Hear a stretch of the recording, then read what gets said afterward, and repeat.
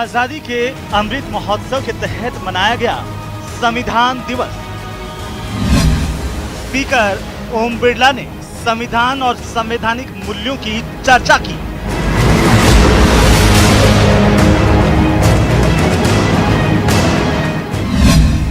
PM बोले, हजारों साल की महान परंपरा की अभिव्यक्ति है संविधान।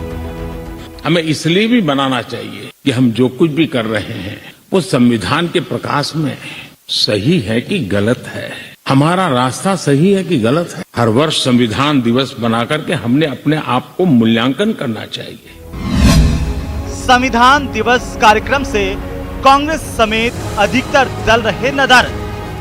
चाहे नेता प्रतिपक्ष, विपक्षी दलों के नेताओं की संविधान दिवस के कार्यक्रम के आयोजन में व देश के प्रजातंत्र को, संविधान को जब हम सेलिब्रेट करें, उसका जश्न मनाएं, उसमें शामिल ना किया जाना केवल एक औपचारिक निमंत्रण, वो भी बैठने का समारोह के अंदर, वो स्वीकार्य नहीं है। पीएम ने कहा, नेशन फर्स्ट की भावना छूटती जा रही है। राजनीति में परिवारवाद पर पीएम मोदी ने जताई चिंता। जो पार्टी पीढ़ी दर पीढ़ी एक ही परिवार चलाता रहे, पार्टी की सारी व्यवस्था परिवारों के पास रहे, वो लोकतंत्र, स्वस्थ लोकतंत्र के लिए सबसे बड़ा संकट होता है। कांग्रेस ने कहा, संविधान दिवस कार्यक्रम में विपक्ष की आलोचना का कोई औचित्य नहीं था। कि विपक्ष की आलोचना इस विषय पे सही नहीं है, उसका कोई औचित्य नहीं है। संविधान दिवस पर सियासत क्यों? नमस्कार, बहुत स्वागत है आपका। प्राइम डिबेट देख रहे हैं आप, आपके साथ में जेपी शर्मा। संविधान दिवस पर विपक्ष के बहिष्कार से राजनीति की शुरुआत हुई या फिर प्रधानमंत्री के उद्बोधन में राजनीतिक टच था, वहां से राजनीति ने इस समारोह में अपने लिए जगह बनाई? कहा नहीं जा सकता, लेकिन समारोह खत्म होते होते बहस राजनीति में परिवारवाद पर आकर ठहर गई। प्रधानमंत्री ने परिवारवाद को लोकतंत्र के लिए बाधा बताया तो विपक्ष सरकार पर मनमानी के आरोप लगाकर लोकतंत्र के खतरे में होने का सवाल पहले से उठाता रहा है। आज प्राइम डिबेट में इस पर बहस होगी इन सवालों के जरिए कि संवैधानिक व्यवस्था के सामने क्या क्या चुनौतियां हैं। 7 दशक बाद भी संविधान पर बहस की जरूरत पड़ रही है, इसके क्या मायने निकाले जाएं? राजनीति में परिवारवाद या नेतृत्व की निरंकुशता है बड़ा चैलेंज।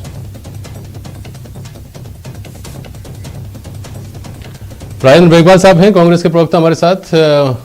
वरिष्ठ अधिवक्ता हैं AK जैन साहब हमारे साथ। आशीष चतुर्वेदी जी हैं, भारतीय जनता पार्टी के प्रवक्ता। अवधेश आकोदिया जुड़ रहे हैं हमारे साथ, आप वरिष्ठ पत्रकार। बहुत स्वागत आप सभी का। आशीष जी, 90% दलों की जो राजनीति है, या इससे भी ज्यादा समझ लीजिए आप, जो राजनीति है उन दलों की, वो एक परिवार के इर्द गिर्द ही घूमती है। फिर प्रहार भी कांग्रेस पर और परहेज भी सिर्फ कांग्रेस से क्यों? आशीष जी। देखिए जेपी शर्मा जी, आज बड़ा महत्वपूर्ण दिवस है। आज के दिन जो हमारे भारतीय संविधान के जनक हैं डॉक्टर BR अम्बेडकर साहब, उन्होंने इस संविधान की प्रति को तैयार करके जो संविधान सभा के अध्यक्ष हैं राजेंद्र प्रसाद जी को सौंपा था। और प्रधानमंत्री मोदी जी ने जो अम्बेडकर साहब की 125वीं जयंती थी, हाँ जी, 2015 से तय किया कि हम इस दिन को संविधान दिवस के रूप में मनाएंगे जी।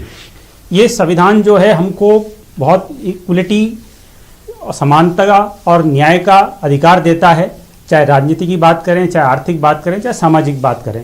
तो प्रधानमंत्री जी ने जो मुद्दा उठाया है वो एक विशेष पार्टी को लेकर के नहीं उठाया। उन्होंने बोला हम कश्मीर से लेकर कन्याकुमारी तक चले जाएं जी। अगर हम राजनीतिक समानता की बात करते हैं तो राजनीतिक समानता कैसे रहेगी? अगर हम बात करें कांग्रेस पार्टी का, तो एक अलग बात है कि मोतीलाल नेहरू जी से लेकर के, जवाहरलाल नेहरू जी से लेकर इंदिरा गांधी, राजीव गांधी, सोनिया गांधी, राहुल गांधी, प्रियंका गांधी, एक लगभग 100 वर्ष का इतिहास है।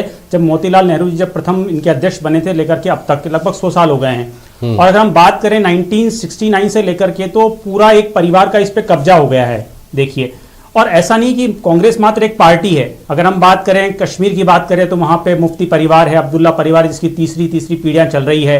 पंजाब में बात करें तो बादल परिवार है, वो अलग बात है, वो हमारा सहयोगी रहा है। लेकिन जो स्थितियों प्रधानमंत्री जी ने बताई है, अगर हम बात करें शिवसेना की तो उसकी तीसरी पीढ़ी चल रही है। अगर हम बात करें तमिलनाडु में तो करुणानिधि परिवार चल रहा है। और ऐसे बंगाल में बात करें तो भुआ है और भतीजे की पार्टी हो रखी है। समाजवादी पार्टी की बात करें तो यादव परिवार का कब्जा है, लालू प्रसाद जी का राष्ट्रीय जनता दल में कब्जा है। कितनी तो बात देश में करेंगे, अगर हम पूरे देखें तो हिंदुस्तान में काफी यही हाल है। एक बड़ा एरिया है जहां पे राजनीतिक दलों का नियंत्रण पूरा एक परिवार के पास है। हाँ। और देखिए प्रधानमंत्री जी ने बहुत स्पष्ट कहा है कि परिवार से कोई राजनीति में आए अपनी योग्यता में भारतीय जनता पार्टी इसका विरोध नहीं करती है, लेकिन सारे निर्णय एक परिवार ले, किसको टिकट दिया जाएगा, कौन मुख्यमंत्री होगा, कौन प्रदेश अध्यक्ष होगा, क्या बेसिकली हो क्या रहा है, विचारधारा कुछ है नहीं। तो कहीं ना कहीं ये जो राजनीतिक असमानता है, राजनीतिक रूप से जो लिबर्टी मिलनी चाहिए वो मुझे हिसाब से जनता को नहीं मिल पा रही है। यहाँ भारतीय तो जनता बात कांग्रेस पार्टी पर आकर ठहरती है, सबसे आशीष भिन्न जी। पार्टी आप देखिए। बाकी पार्टियां जिनका आपने नाम लिया उनका तो इतना दायरा है नहीं कि कौन प्रदेशाध्यक्ष होगा कौन नहीं होगा, वो तय करें अलग अलग राज्यों में। ये बात तो कांग्रेस पर ही आकर ठहरती है। एक नहीं, बार नहीं, राजेंद्र आप मेघवाल साहब एक मिनट, की शर्मा टिप्पणी जी। ले लूं फिर मैं आता हूं आपके पास। एक मिनट, हाँ बोलिए। देखिए जेपी शर्मा जी, आज संविधान दिवस है और आपके चैनल के माध्यम से मैं समस्त देशवासियों को संविधान दिवस की शुभकामनाएं देना चाहता हूँ। इस संविधान की जो खूबी है उस खूबी को बरकरार रखने के लिए और जो संविधान विरोधी ताकतें हैं उसके लिए लगातार कांग्रेस पार्टी संघर्ष कर रही। आपको यहाँ देखना पड़ेगा कि 2014 के बाद से लगातार संवैधानिक मूल्यों और संविधान के ऊपर प्रहार किए जा रहे हैं। आपको मैं बताना चाहूंगा कि सुप्रीम कोर्ट के 4 जजों ने जो प्रेस कॉन्फ्रेंस की थी वो संवैधानिक मूल्यों और संविधान के मतलब गिरावट की बात थी, उसमें उन्होंने रेखांकित किया था। उसके अलावा जिस तरीके से इस देश में कृषि कानून बने और 1 साल बाद में उन कानूनों को वापस लिया गया, जिस तरीके से संसद के अंदर संवैधानिक मान्यताओं के संसदीय लोकतंत्र का गला घोंटा गया और उसके बाद में इस देश के बड़े समुदाय मतलब जो हमारा कृषि प्रधान देश होते हुए जिस तरीके से हत्या की गई संविधान की और लोकतंत्र की, उसको पूरे देश ने देखा। उसके अलावा श्रम कानून है और ऐसे तमाम चीजें देश के संघीय स्वरूप के साथ जिस तरीके से छेड़छाड़ की जा रही है संवैधानिक मूल्यों को, आज दुर्भाग्यपूर्ण ये लगता है कि जिस पार्टी ने संविधान को कभी मान्यता ही नहीं दी अपने मतलब संविधान लागू होने से लेके अब तक, वो आज संविधान की हितैषी बनने का ढोंग और पाखंड रच रही है। ये देश देख रहा है। कैसे मान्यता नहीं दी, मतलब क्या हुआ? उसने शुरुआत से ही देखेंगे आपने, इन्होंने संविधान को कभी भी मान्यता नहीं मानी और ये जो पार्टी है ये पार्टी हमेशा मनुस्मृति को सबसे सर्वोपरि मानती थी और इस संविधान को कभी भी इस देश का संविधान नहीं मानती थी। ये कहते थे कि विदेशों से लिया हुआ ये संविधान है। भारतीय जनता पार्टी का कोई आधिकारिक बयान आया क्या कभी इस तरह का? नहीं, ये बिल्कुल ये तय बात है, आप पूरा का पूरा देख लीजिए। ये कभी भी संविधान को नहीं माना। इस संविधान की लगातार ये कह रहे हैं कि जिस तरीके से कमजोर करके आज संवैधानिक संस्थानों को जिस तरीके से कमजोर से बोल रहा हूं मैं, लोकतंत्र को जिस तरीके से कमजोर किया जा रहा है, सर। तो ये सारे के सारे बात है। तो आज इन लोगों के मुंह से संविधान और फिर मैं को कहना दीजिए चाहता हूं आवाज, कि हाँ। संविधान दिवस अगर मनाना चाहते हैं तो संविधान की जो मूल भावना है या संविधान की जो प्रस्तावना है, प्रेम्बल है, उसके एक एक शब्द को वो पढ़े और उसको आत्मसात करें, उसको अंगीकार करें और उसके ऊपर चल के दिखाएं। बड़ी बड़ी बातें करने से नहीं होता है, संविधान दिवस मनाने से नहीं। 365 दिन संविधान को स्वीकार करें, उसकी लागू करें और लोकतंत्र आता हूं मैं एक बात साहब आपके पास। आशीष जी कुछ कहना चाहेंगे? जिस तरीके की वो संक्षेप में बोलिएगा आशीष जी। आता हूं आपके पास वापस, बोलिए आशीष जी। देखिए शर्मा जी, बहुत सारे प्रश्न चिन्ह अभी राजेंद्र जी ने खड़े किए हैं। हाँ। यहाँ पे वरिष्ठ अधिवक्ता बैठे हुए जैन साहब, हाँ। वो भी बताएंगे कि इमरजेंसी के दौरान किस तरह से, उसके पहले और उस इमरजेंसी के दौरान किस तरह से भारत के इतिहास में पहली बार ऐसा हुआ कि सुप्रीम कोर्ट का जो वरिष्ठ जज है उसकी वरिष्ठता को लांघते हुए 2 बार, एक बार तो एन रॉय को, एक बार एमएच बैग को किस तरह से सुप्रीम कोर्ट का जज बनाया गया। तो मुझे लगता है कांग्रेस बेसिकली करती क्या है कि ये उनको बर्दाश्त ही नहीं है कि एक परिवार के बाहर किसी और का महिमा मंडन हो। इसीलिए वो बेसिकली जब भी ऐसा कोई आयोजन होता है जहां पे हम BR अम्बेडकर साहब या सरदार पटेल जी, जो कि कांग्रेस में वरिष्ठ नेता रहे, सुभाष चंद्र बोस की बात कर लें, उनका जब भी महिमा मंडन की बात होती है तो कांग्रेस कहीं ना कहीं बहिष्कार करके ये चाहती है कि पूरा देश जो है वो केवल एक परिवार पर ही केंद्रित रहे, उन्हीं का महिमा मंडन हो। अच्छा, चलिए ठीक है। राजेंद्र मेघवाल साहब ने जो कहा उसमें इन्होंने 4-5 चीज़ें लिखी कहीं, उनमें से और बातों पर तो मैं अभी आपके पास आऊँगा मेघवाल साहब, लेकिन बार बार ये बात आती है AK जैन साहब, जो एक अपने अनप्रेसिडेंटेड घटना थी कि 4 जज आए और उन्होंने प्रेस कॉन्फ्रेंस की। संविधान के नज़रिए से, सरकार पर सवाल के नज़रिए से और हमारी जो लोकतांत्रिक व्यवस्था है उसका कहीं उसमें गिरावट आ रही है, इसके नज़रिए से इसकी क्या सिग्निफिकेंस थी, क्या कोई थी?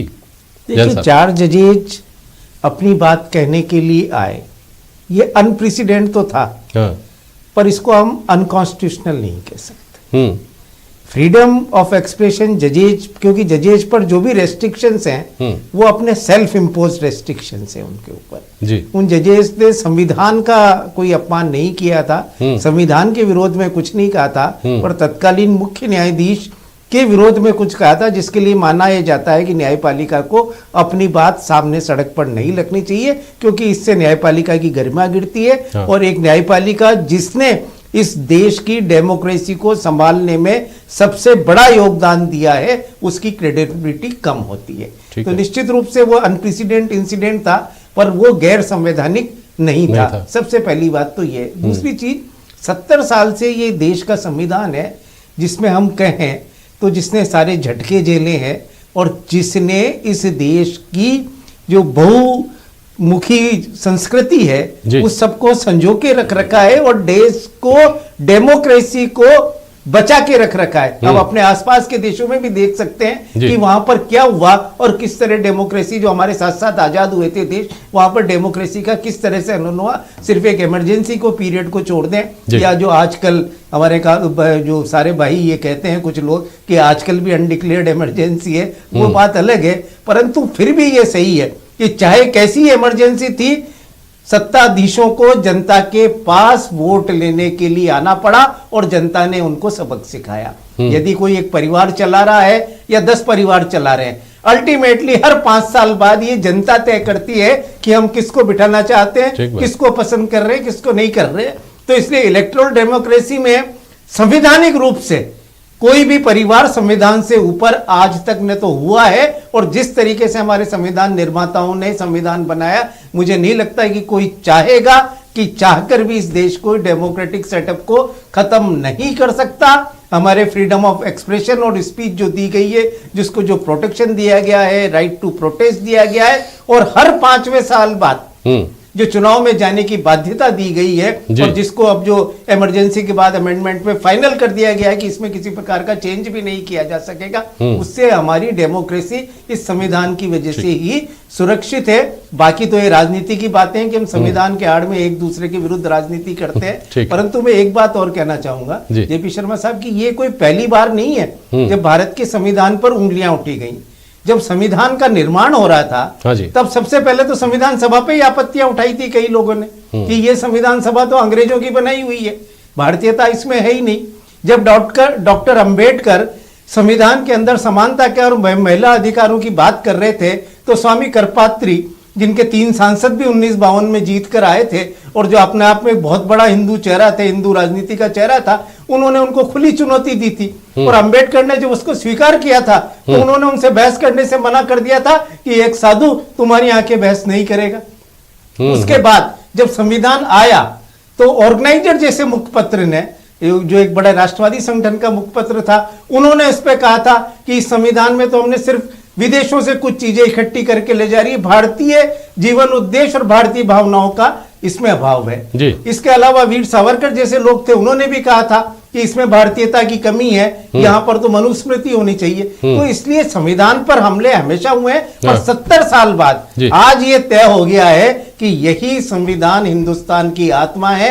आज न तो कोई मनुस्मृति को संविधान से ऊपर बता रहा है और न ही इसमें भारतीयता की कमी बता सकता है, क्योंकि 70 साल में साबित हुआ है कि ये संविधान भारत की मूल आत्मा। आपकी बात को थोड़ा सा विस्तार देते हुए मैं सवाल करूंगा अभी आपसे, लेकिन आशीष जी, आज कुल मिलाकर के सारी बात आकर ठहर गई, जैसा मैंने शुरू में कहा, परिवारवाद के ऊपर, और आपने भी अभी शुरुआत में सवाल उठाया।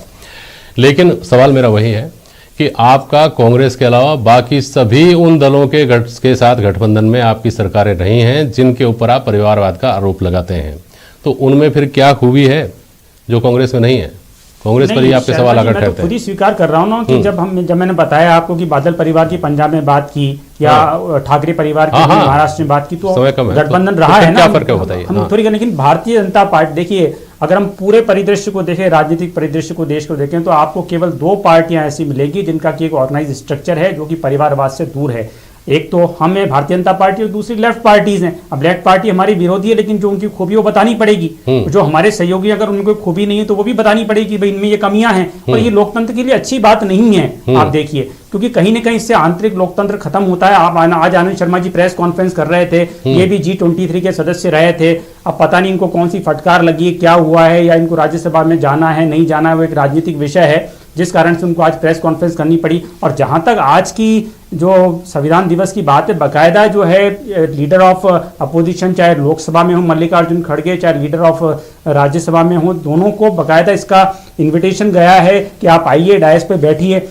इसमें राजनीति वाला कोई विषय था ही नहीं, और हम हर साल मनाते हैं। भारतीय जनता पार्टी ने 2015 से जो परंपरा प्रारंभ की है, मुझे लगता है ये परंपरा अब अनवरत जारी रहेगी। मतलब ये कोई पार्टी का फंक्शन नहीं है, ये देश का एक फंक्शन है कि आज हम बड़े गर्व के साथ, जैसा जैन साहब कर रहे थे, कि ये संविधान इतना ज्यादा रिच हो चुका है कि अब कोई भी व्यक्ति इसके खिलाफ न कोई बात कर रहा है, न बात कर सकता है। बिल्कुल।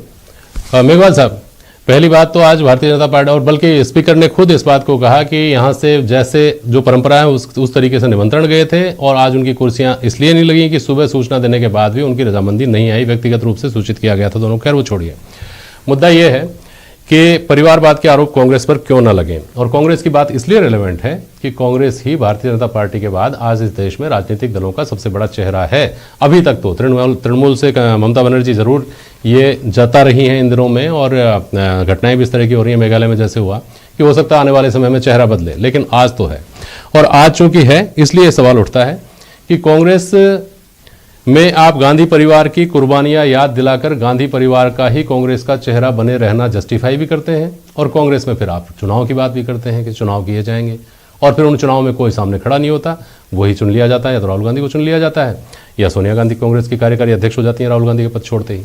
तो ये आरोप क्यों ना लगे? राजेंद्र मेघवाल। छवि शर्मा जी, सबसे पहले तो मैं ये बताना चाहता हूं कि लोकतंत्र में लोक और तंत्र की बहुत बड़ी भूमिका है। जिस तरीके से विपक्ष को इस सरकार द्वारा नजरअंदाज किया जा रहा है लगातार, तो आप देखिए कि लोकतंत्र लगातार कमजोर होता है, संवैधानिक संस्थान भी कमजोर होते हैं। फिर मैं आपको यहाँ बताना चाहता हूँ कि 1885 से लेकर अब तक 136 साल के कांग्रेस के इतिहास में कांग्रेस के महज 4 गांधी परिवार से या नेहरू परिवार से हुए। फिर मैं आपको बताना चाहता हूँ कि अमृत महोत्सव के अंदर इन्होंने पंडित नेहरू के फोटो को हटाकर पता नहीं किस किस के फोटो लगाए, जिनका इस संविधान में और इस देश के आजादी में कोई योगदान नहीं है। आज अमृत महोत्सव मना रहे हैं, और कांग्रेस पार्टी के पंडित नेहरू जो स्टेट्समैन रहे पूरी दुनिया के अंदर, और इस देश को बनाने में उनकी सबसे बड़ी भूमिका थी, उस पंडित नेहरू को नजरअंदाज करके ये कैसा संदेश देना चाहते हैं? कांग्रेस पार्टी का लगातार विरोध है। कांग्रेस पार्टी सिर्फ दर्शक बनकर संविधान दिवस के अंदर शामिल होना नहीं चाहती। कांग्रेस पार्टी ने शुरू से सारे, जब एक एक दो लोग संसद के सदस्य होते थे विपक्ष के, तब भी कांग्रेस पार्टी उनके साथ संवाद करती थी। लेकिन आज इतना बड़ा मतलब विपक्षी दल होने के बाद आज हमारे साथ 15 राजनीतिक दलों ने इस दिवस का, इस प्रोग्राम का बहिष्कार किया, क्योंकि यह प्रोग्राम कांग्रेस को या विपक्षी दलों को कॉन्फिडेंस में लेकर बनाया ही नहीं गया। अमृत महोत्सव जिस तरीके से मनाया जा रहा है, ये राइट विंग का कोई एसोसिएशन है जो मना रहा है, जिसके अंदर सरकार की कोई भूमिका नहीं है। ये सरकार एनजीओ चला रहे हैं। ये मतलब किस तरीके का लोकतंत्र है, मुझे समझ में नहीं आता। आज ये पाखंड रच रहे हैं कि संविधान दिवस मना रहे हैं, लेकिन संविधान के बारे में एक शब्द नहीं है, न्याय की बात नहीं है, समानता की बात नहीं है, कुछ भी नहीं है। किसानों के साथ जो हुआ, परिवारवाद की बात जो उठी, उसको लोगों ने उस सुई को कांग्रेस की तरफ घूमते हुए माना। हमेशा से ऐसा होते ही आया है। लेकिन सयाने लोग ये कहते हैं कि असल में यूपी में चुनाव है, और वहां जो परिवार की पार्टी है, उस पार्टी से सबसे ज्यादा बड़ी चुनौती कांग्रेस को, भाजपा को मिल रही है। तो निशाना वहां है। संक्षेप में अवधेशा को दिया।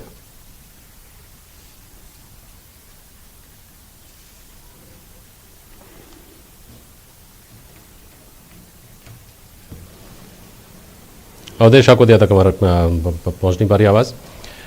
जैन साहब, चाहे सीएए की बात हुई हो, चाहे राम मंदिर की बात हुई हो, या वंदे मातरम गाने की बात होती है, भारत माता की जय बोलने की बात होती है, जब माइनॉरिटीज़ के सामने इस तरह की बात आती है ना, तो जो माइनॉरिटीज़ के लोग हैं वो हमेशा, जो मुस्लिम नेता हैं, जो मुस्लिम समाज की नुमाइंदगी करने का दावा करते हैं, वो ये कहते हैं कि वो इस हिंदुस्तान के संविधान से चलते हैं। वो भावनात्मक रूप से कोई काम ऐसा करें जिससे आप उनको सर्टिफिकेट जारी करें हिंदुस्तानी होने का, इसकी ज़रूरत नहीं समझते। संविधान उन्हें आज़ादी देता है। अगर इस हिंदुस्तान में जहां ये कहा जा रहा है, जहां के बहुत सारे मुस्लिम नेता ये कहते हैं कि यहाँ डर लगता है, यहाँ इस तरह की बातें हो रही हैं, यहाँ विभेदकारी शक्तियां आ गई हैं, ये है वो है, और उस देश में ये आवाज आती है कि संविधान उनको ताकत देता है, उस देश के संविधान के ऊपर कमजोर होने का आरोप कैसे लगाया जा सकता है? देखिए, मैंने कहा कि हिंदुस्तान का संविधान साबित कर चुका है 70 साल में, आपातकाल के काल को झेलते हुए भी हम साबित कर चुके हैं, अघोषित इमरजेंसी जैसे काल को भी झेल चुके हैं कि हिंदुस्तान का संविधान सक्षम है हिंदुस्तान की समस्याओं को, हिंदुस्तान के लोगों को, अधिकारों को सुरक्षित रखने के लिए। आपकी बात सही है कि जब भी कोई, मैं माइनॉरिटीज़ की बात नहीं करता, माइनॉरिटीज़ हो और या और भी कोई ट्राइबल्स हो और इवन मेजोरिटीज हो, जब भी कोई उनके अधिकार ऐसा लगता है कि प्रभावित हो रहे हैं, तब संविधान की याद आती है। पर जब बिल लाया गया था शाहबानो केस के बाद, तब तो आपको संविधान से ऊपर अपना धर्म नजर आने लगता है। ये माइनॉरिटीज के लिए भी नहीं है, ये मेजोरिटीज के भी लिए है कि जब ऐसा लगता है कि संविधान आपके धार्मिक हितों के विपरीत जा रहा है, तब तो मनुस्मृति अच्छे लगने लग जाएगी और आपके मुस्लिम की हदीस और कुरान अच्छी लगने लग जाती है। तो ये दोहरा स्टैंडर्ड ही ये साबित करता है कि ये संविधान है जिसने हिंदुस्तान की भावनाओं को एक पूरे उसमें बुन रखा है। एक हम पूरे एक बुने हुए हैं, एक में आपस में ग्रेटली नीटेड है, और वही संविधान है जो हमें प्रोटेक्शन देता है। अन्यथा स्वार्थों के लिए तो संविधान का विरोध मौके बेमौके होता ही रहता है। ठीक है सर। अवधेश आगोदी, आवाज आ रही है मेरी? जी सर। अवधेश जी, देखिए, पहले मैं आपके पास आने की कोशिश की थी, मैंने आपसे संपर्क नहीं हो पा रहा था। आज जो परिवारवाद का मुद्दा उछला है, ये कांग्रेस से कहीं ज्यादा क्या उत्तर प्रदेश में समाजवादी पार्टी की तरफ नहीं जाता क्या ये मुद्दा?